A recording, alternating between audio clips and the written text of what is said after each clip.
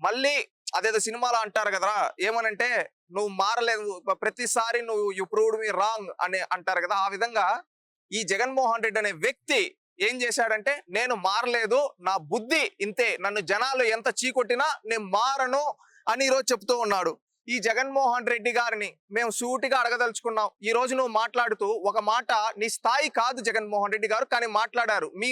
మీరున్న పదవికి ఒక మాజీ ముఖ్యమంత్రిగా, ఒక శాసనసభ్యుడిగా నువ్వు హుందాతనంగా మాట్లాడాలి. అంతమంది ముందు మాట్లాడేటప్పుడు, అక్కడ ఒకరు బాధితులు ప్రాణాలు కోల్పోయేటప్పుడు నువ్వు వచ్చేమంటున్నావు తెలుసా? అక్కడికి బోడిలోది ₹1,00,00,000 ఎవరైనా ఇస్తారు, ఈ టైపు నువ్వు ఒక భాష వాడావు. ఆ భాష నీ స్థాయికి కరెక్ట్ పద్ధతి కాదు. అది ఎలాంటి వాళ్ళు వాడే భాష అంటే, రోడ్డు పక్కన రోక్కులు ఉంటారు చూడు, వాళ్ళు కూడా అలాంటి భాష వాడరు. కానీ నువ్వు వాడుతున్నావంటే నువ్వు ఎంత దిగజారిపోయి ఉన్నావో ఒక్కసారి ఆత్మ పరిశీలన చేసుకోవాలి జగన్మోహన్ రెడ్డి గారు.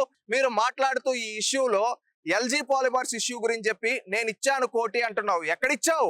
నీ భాషలో చెప్పాలంటే బోడి నువ్వు ఎక్కడి నుంచి తీసిచ్చావు?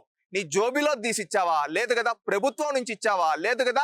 ఆ రోజు ఏంటంటే ఒక డీలింగ్ మాట్లాడుకొని కంపెనీ వాళ్ళతో, ఆ రోజు కంపెనీ వాళ్ళ తరపు నుంచి ఇప్పిస్తానని చెప్పి అనౌన్స్ చేసి నువ్వు వెళ్ళిపోయినావు.